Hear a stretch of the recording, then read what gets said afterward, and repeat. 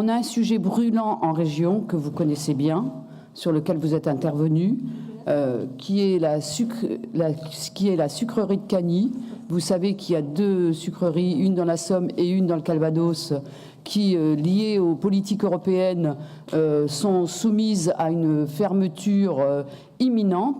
Ce sont dans le Calvados près de 500 emplois directs qui sont concernés. Je ne rentre pas dans le détail, vous le connaissez. Il y a eu plusieurs réunions de fait. Aujourd'hui, l'Allemand Südzucker refuse de céder l'établissement de Cagny de façon à pouvoir le conserver et à continuer et à l'empêcher de redémarrer. C'est un coup dur pour le volet industriel, pour le volet agricole, pour le commerce, pour le territoire, pour les betteraviers. C'est injustifié parce que c'est une volonté de baisser de façon artificielle le coût du sucre, et en espérant que la baisse du coût du sucre, à un moment donné, va permettre pour le groupe Südzucker de pouvoir réaugmenter ses profits. Or, il ne faut pas être naïf, il y aura un apport du sucre de façon extérieure, de façon conséquente. Je sais qu'aujourd'hui, il y a un blocage terrible face aux orientations de Südzucker. Vous êtes intervenu avec les autres élus pour empêcher ce désastre industriel. Je voudrais aujourd'hui vous interroger sur où est-ce qu'on en est, et surtout, est-ce qu'il y a des perspectives de faire dans ce bras de fer, de faire baisser l'industriel Südzucker allemand. Ce que je vous propose, c'est je veux bien vous répondre compte tenu de l'importance du sujet, mais je pense qu'il faut qu'on reste dans l'ordre du jour. Nous avons eu donc plusieurs interventions. Clotilde Didier, Didier Vergy sont allés à la fois à la sucrerie pour manifester avec l'ensemble des personnes concernées. Ils sont allés aussi au siège du groupe. Moi, j'ai eu différentes réunions, dont une la semaine dernière avec le ministre de l'Agriculture et le président de Südzucker. Bon, voilà, on assiste à quelque chose d'assez classique, malheureusement, qui est un grand groupe qui a besoin de rétablir ses comptes et qui décide de faire sa restructuration sur le dos de la France, c'est tout, quoi. Et où l'essentiel de la restructuration de Südzucker s'effectue sur les sucreries françaises, selon malheureusement un schéma que nous connaissons trop bien, qui est celui d'un siège social qui est en Allemagne et où on fait payer l'essentiel du sujet par les pays qui sont non allemands. J'allais dire non allemands, enfin non du pays. L'entretien avec le président de Südzucker, auquel participait d'ailleurs Sophie Gauguin, a été extrêmement viril, appelons ça comme ça. Nous avons été, avec Xavier Bertrand, qui était présent, extrêmement ferme. Le gouvernement aussi, d'ailleurs, je dois le reconnaître.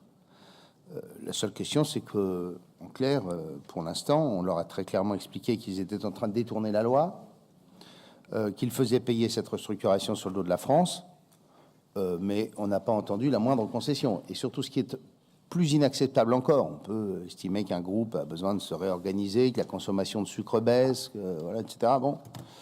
Mais ce qui n'est pas acceptable, c'est quand on empêche toute reconversion de site industriel. Ça, c'est honteux. C'est honteux. C'est-à-dire qu'on a un groupe qui va maintenir 6 salariés dans l'entreprise pour empêcher que la loi puisse s'appliquer. Donc, le gouvernement a indiqué qu'il regarderait comment éventuellement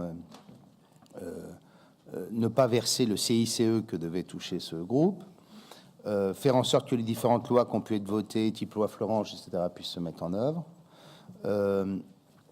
Après, moi, j'ai regardé au titre de la région ce que nous avions fait pour eux. Nous n'avions rien fait, sinon moderniser le réseau ferroviaire pour leur permettre à Étrépagny de continuer à alimenter l'usine et à travers le rail. La question pour moi, je vous parle franchement, c'est que si on décide de ne pas faire la deuxième partie du programme, parce que je crois qu'il y a une deuxième partie du programme à Jean-Baptiste, je ne veux pas qu'on puisse me dire qu'après on ferme l'usine des Trépagny parce que j'ai pas fait la deuxième partie du programme, quoi. On est dans une espèce de jeu qui est un peu compliqué, quoi.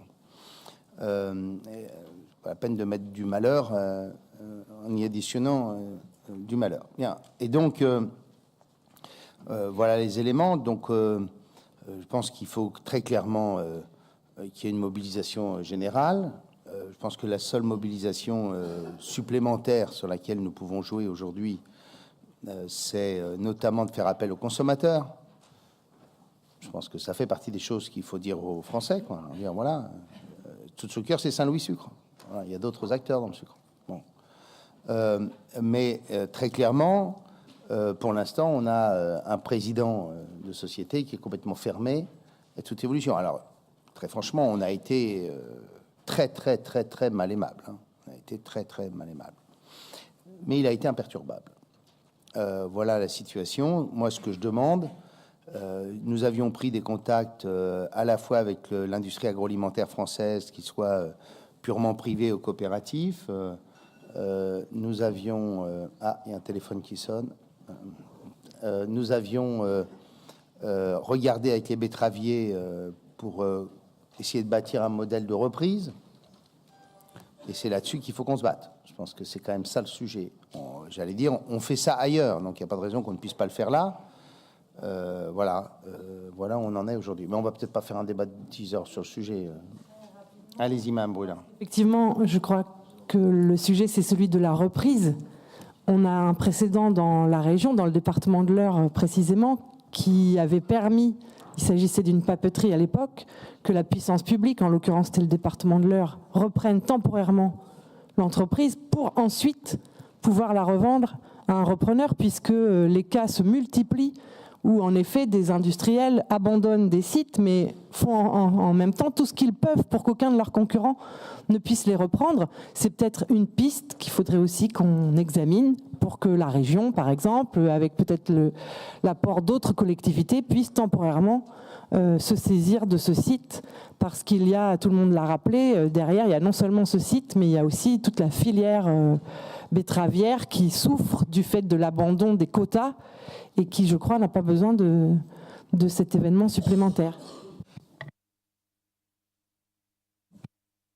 Pour répéter ce que je disais à Mme Brulin, faut-il que le groupe accepte de rentrer dans cette démarche, ce qui n'est pas le cas aujourd'hui.